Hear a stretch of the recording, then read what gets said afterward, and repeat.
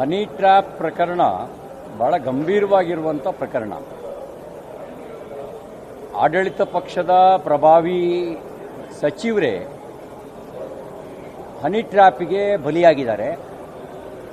Production unit Congress ಪಾರ್ಟಿಯಲ್ಲೇ ಇದೆ. Producer Congress ಪಾರ್ಟಿಯ ಮಹಾನ್ ನಾಯಕರು.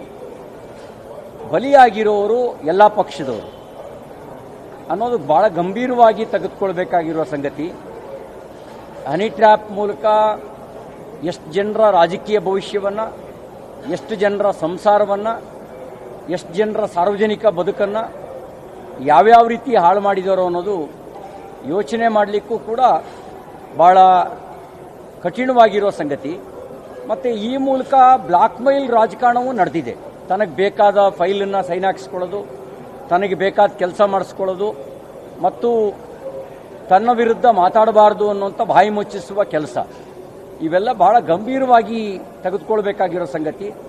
ಮಾನ್ಯ ಮುಖ್ಯಮಂತ್ರಿಗಳಿಗೆ ಆಗ್ರಹ ಮಾಡ್ತಾನೆ, ನಿಮಗೆ ಸತ್ಯ ಹೊರಗೆ ಬರಬೇಕು ಅನ್ನುವಂಥ ಇಚ್ಛೆ ಇದ್ದರೆ, ಈ ರೀತಿಯ ಕೆಟ್ಟ ರಾಜಕಾರಣ ಕೊನೆಯಾಗಬೇಕು ಅಂತಿದ್ದರೆ, ಇನ್ಯಾರು ಈ ರೀತಿಯ ಪ್ರಕರಣಗಳಲ್ಲಿ ಬಲಿಪಶು ಆಗಬಾರ್ದು ಅಂತಿದ್ದರೆ, ನೀವು ಇಡೀ ಪ್ರಕರಣವನ್ನು CBI ತನಿಖೆಗೆ ಒಪ್ಪಿಸಿ ತಪ್ಪು ಮಾಡಿದವರಿಗೆ ಶಿಕ್ಷೆ ಆಗಲಿ. ಯಾರ್ಯಾರು ಈ ಜಾಲದಲ್ಲಿದ್ದಾರೆ, ಯಾರ್ಯಾರ ಮನೆ ಹಾಳಾಗಿದೆ, ಯಾರ್ಯಾರ ರಾಜಕೀಯ ಬದುಕು ಹಾಳಾಗಿದೆ ಎಲ್ಲ ಹೊರಗೆ ಬರಲಿ. ಹಾಲು ನೀರು, ಹಾಲಿಂದ ಹಾಲಿಗೆ ಹೋಗಲಿ, ನೀರಿಂದ ನೀರಿಗೆ ಹೋಗಲಿ. ತಪ್ಪು ಮಾಡಿದ್ರೆ ಶಿಕ್ಷೆ ಆಗಲಿ. ಇನ್ನೊಂದು, ಸದಾಶಿವನಗರದಲ್ಲೇ ಸಿಡಿ ಫ್ಯಾಕ್ಟರಿ ಇದೆ ಅಂತ ನಿಮ್ಮದೇ ಪಕ್ಷದ ನಾಯಕರು ಹೇಳ್ತಾ ಇದ್ದಾರೆ. CBI ತನಿಖೆ ಕೊಡಲಿ. ಸದಾಶಿವನಗರದಲ್ಲಿದೆಯೋ ಇನ್ನೆಲ್ಲಿದೆಯೋ ಎಲ್ಲ ಹೊರಗೆ ಬರಲಿ. ತಪ್ಪು ಮಾಡಿದವ್ರಿಗೆ ಶಿಕ್ಷೆ ಆಗಬೇಕು. ಇದೊಂಥರ ನೀಚ ರಾಜಕಾರಣದ ಪರಮಾವಧಿ.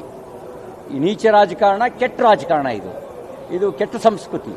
ಅದಕ್ಕೆ ಬಲಿ ಆಗಬಾರ್ದು. ಆ ಎಚ್ಚರ ಉಳಿದವರಿಗೂ ಇರಬೇಕು. ಆದರೆ ಋಷಿಮುನಿಗಳ ಕಾಲದಿಂದಲೂ ಕೂಡ ತಪಸ್ಸನ್ನು ಕೆಡಿಸೋದಕ್ಕೆ ರಂಬೆ, ಉರ್ವಶಿ, ಮೇನಕೆಯರನ್ನ ಇಂದ್ರ ಕಳಿಸ್ತಾ ಇದ್ದ ಅನ್ನೋದನ್ನು ನೋಡ್ತಾ ಇದ್ವಿ. ತಪಸ್ಸು ಕೆಡಿಸೋದಕ್ಕೆ. ಇಲ್ಲಿ ರಾಜಕೀಯವಾಗಿ ಬ್ಲಾಕ್ ಮೇಲ್ ಮಾಡೋದಕ್ಕೆ, ತನಗೆ ಬೇಕಾದ ರೀತಿಯಲ್ಲಿ ರಾಜಕಾರಣದಲ್ಲಿ ಕುಣಿಸೋದಕ್ಕೆ ಇದನ್ನು ದುರ್ಬಳಕೆ ಮಾಡ್ಕೊಳ್ತಿರ್ತಕ್ಕಂಥದ್ದು. ಅದರಲ್ಲೂ ಆಡಳಿತ ಪಕ್ಷದ ಪ್ರಭಾವಿಗಳೇ ಆಡಳಿತ ಪಕ್ಷದವರಿಗೆ ಗಾಳ ಹಾಕಿ ಬಲಿ ಹಾಕಿರ್ತಕ್ಕಂಥದ್ದು, ಹಾಕುವಂಥ ಕೆಲಸ ನಡೆತಕ್ಕಂಥದ್ದು. ತನಗೆ ಎಲ್ಲವೂ ಮುಗಿದ ಸಂದರ್ಭದಲ್ಲಿ ಈ ಹನಿ ಟ್ರ್ಯಾಪ್ ಮೂಲಕ ರಾಜಕೀಯ ಬೇಳೆ ಬೇಯಿಸ್ಕೊಳ್ಳೋದಿದೆಯಲ್ಲ, ಇದೊಂದು ನೀಚ ರಾಜಕಾರಣ. ಹಾಗಾಗಿ ಇದು ಕೊನೆ ಆಗಲೇಬೇಕು. ಇದು ಸಮಗ್ರ ತನಿಖೆ ಆಗಲಿ. ಎಲ್ಲಿ ಫ್ಯಾಕ್ಟ್ರಿ ಇದೆ ಅನ್ನೋದು ತನಿಖೆ ನಂತರ ಗೊತ್ತಾಗುತ್ತೆ. CBI ಕೊಡಲಿ ಮುಖ್ಯಮಂತ್ರಿಗಳೇ.